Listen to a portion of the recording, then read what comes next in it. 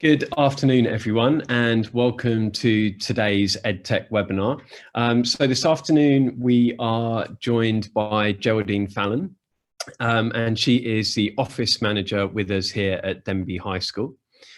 So Geraldine today will be talking about how she uses Google Sites to support support schools. Now, what I want to do just before we get started on Geraldine's presentation, I just want to run you through kind of a couple of things about the structure of today. If you have a question, you can scroll down to the bottom of your screen and ask the question in the Q&A function there. We'll be monitoring that, and then at the end, Geraldine will introduce herself and answer those questions. We also have a couple of sessions coming up next week as well. The first of those sessions will be on Monday, and we're going to be looking at how we can use Google and other online software to support science practicals. And then the second of the presentations next week will be looking at how we can use Google Sites to support online learning. Okay, so what we're going to do is we're going to jump into Geraldine's video first of all. If you just bear with me, I'll load that up, and then we'll introduce Geraldine and we'll get the questions going.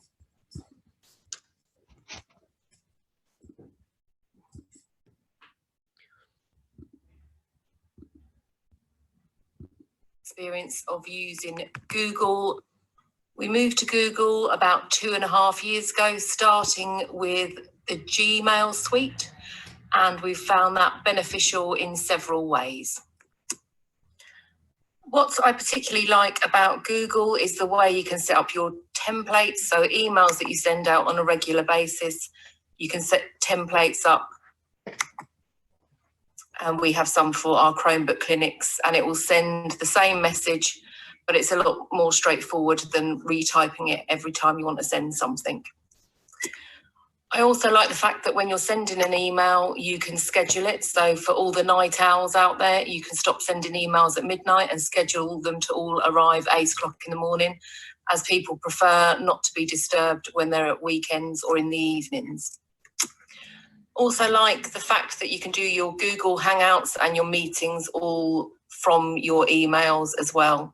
What we didn't particularly like was the way it ordered the conversations as it came into your inbox, but what you would need to do is just go into your settings up here and just change the conversation view, turn it off, so you then get all of your emails as they come in instead of being hidden in conversations.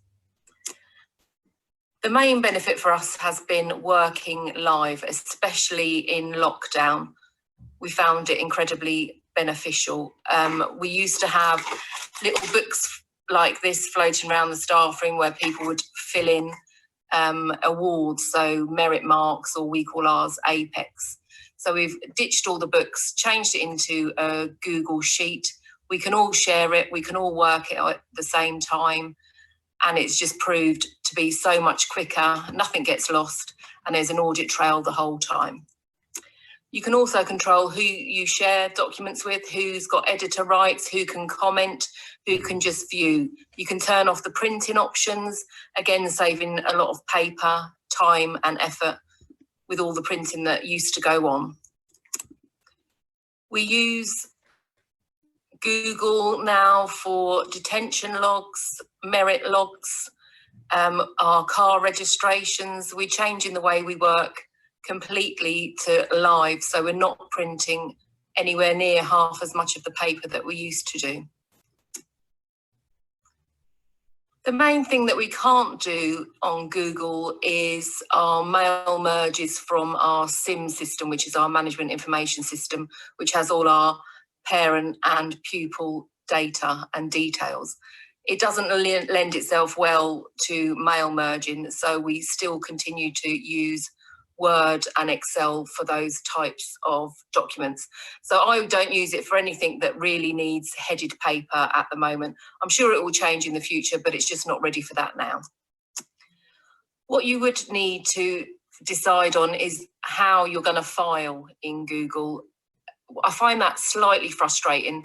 It's a bit like an untidy bedroom. You know it's in there, but you just can't quite put your finger on it most of the time. We've gone for putting the year first and then the subject that it relates to.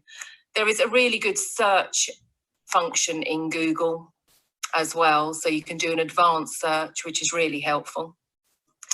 You have lots of different options, so whether it's a Google sheet, a form, or a document, who owns it, or you can even down here, just the words it contained. You will find everything, it is all there, but sometimes it just takes that little bit of extra time to find documents that you know are in your drive somewhere. So the main benefit for us has definitely been the live working, especially in lockdown. We've all been in different locations and we've all had to work collaboratively on specific tasks and documents, and for that it has proved to be invaluable. We're going to look at Google Forms as a way of gaining information from parents, students and staff. It's also useful in gaining information from surveys and evaluations. Google Forms are really easy to set up and are also easy to fill in for the end user. We found Google Forms particularly helpful with our transition of our Year 6 students from primary schools into our Year 7. We hadn't had any face-to-face meetings with the parents or the students, and we needed to gain quite a lot of information before the students started with us in September. So with all things Google, you start with your little waffle in the right-hand corner. Click on it, scroll down, and you will find Forms, which is purple here. So click here and open a blank form. We have one already prepared, so to add photos, change the look or the layout, you would click in here for themes. It's quite self-explanatory and gives you a selection of colours to choose from. To add your questions, you would click on the plus and it will give you different types of questions you can ask. You could have multiple choice, you can have checkboxes, drop downs, short answers, long answers, and you can have a mix of these questions in any one form. If you don't like the way you've ordered your forms, you can pick them up and move them around quite simply. Once you're happy with the questions you've asked and the layout, you can then preview by clicking on the little eye here. And this will show you what the end user will get to fill in. To send the form, you click on the send button. You won't always want to collect the email addresses from the people filling in the form. If you were doing an evaluation or a survey, they might want to remain anonymous and know that they're remaining anonymous, so you would unclick this box. Then you would type in who you want to send it to, and you can change the subject and you can change the message, and you can also include the form in the email. So I'll send that to myself.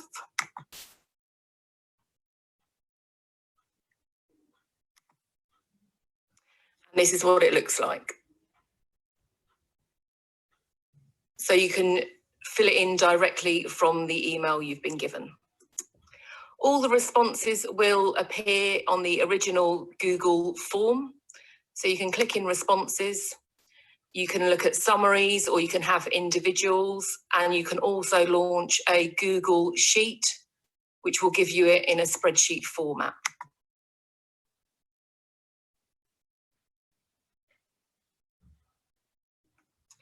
So here are the responses, and they stay in the columns as you've set the questions. Back in the responses, it will give you a summary, and it will also give you bar charts and pie charts. Obviously not that interesting when there's only 2 replies, but as you get more responses, this will fill up and can be really useful for information. You can also add other people to collaborate with you. So you can add collaborators here if more than one of you wants to work on the form at the same time. The feedback we've received from parents and staff and students alike is that it's nice and easy to fill in, and the end user when you get your Google Sheets, is very easy to use the data for what the project was for. Google has been a really valuable tool in sharing and working with others. And we're going to look at sharing a couple of our key school documents, in particular our newsletter. It can range between 4 and 15 pages weekly, and we used to have to print that for over 100 members of staff, so they would know all the key information, all the meetings, the updates, agendas, admissions, leavers, form changes that were happening on a weekly basis. But now we do it via Google Classroom, and it's saved us so much time. So to set up a Google Classroom, with anything in Google, you go to the little waffle sign, which is always in the right-hand corner. So you click on it and you go to Classrooms. And then you will have an option of either joining a class or creating a classroom. And we want to create a classroom. So you hit the plus sign and you're going to create a class. So our classroom, we've got over 100 members of staff. Even though they are staff members, for this purpose, they are called students. So you would create your class, you'd call it a name, you can put it in different sections, subjects and rooms. We have one already prepared. So here we go. So we've got a test admin classroom already set up. And we're going to communicate with our class, our new newsletter. So you need to type something in the box to share with your class. And now we're going to add the newsletter. Mine is via a Google Drive, but you can equally do it via files on your computer as well. So we were just looking at the newsletter, so it should be in my recent documents, and then I'm going to add it. And here we go, it's sitting there. And then I'm going to post it to the class. You do also have the option of limiting which students or teachers see the information. And to add people, you would go here.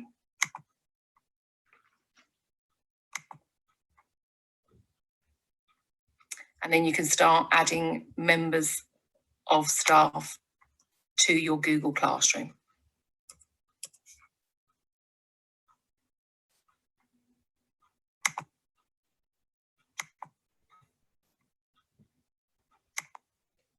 So when you post anything in your classroom, it will send an email to all of your students, whether they are actually students or teachers.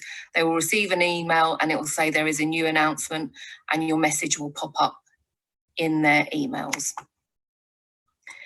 The great thing about using Google Classrooms to update people with key information is if it changes, you can reissue it, which is great. So you just click on the cross, you've taken it away, and then you can add the updated version in the same format as you did before.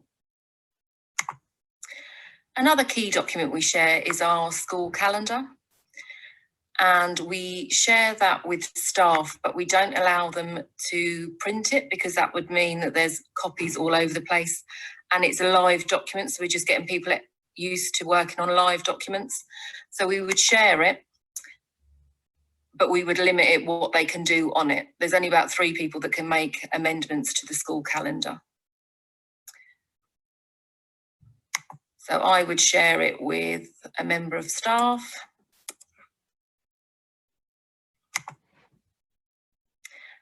I wouldn't give them editor rights. I would change them to a viewer only, and then send them a notification. Again, this will appear in their emails.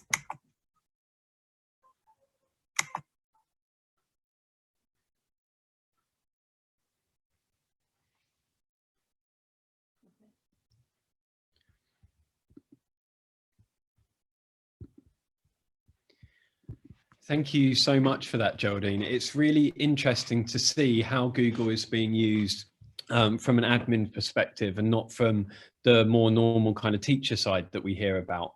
I was particularly like the way that the filing system was mentioned and how responses to parent communications were collated.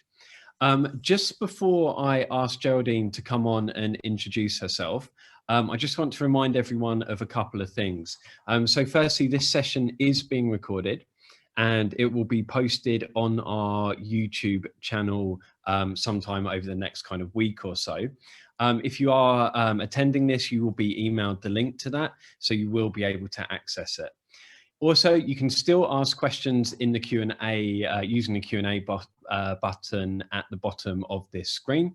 And finally, just to remind everyone that next week we have got sessions on Monday and sessions on Tuesday, with the first of those sessions being about how to use online tools for science practicals. So we've had quite a few questions come in during that. So I'm just going to ask Geraldine to start her video and introduce herself. Hi, so I'm Geraldine, the office manager at Denbigh High School. Hi, Geraldine, thanks for that.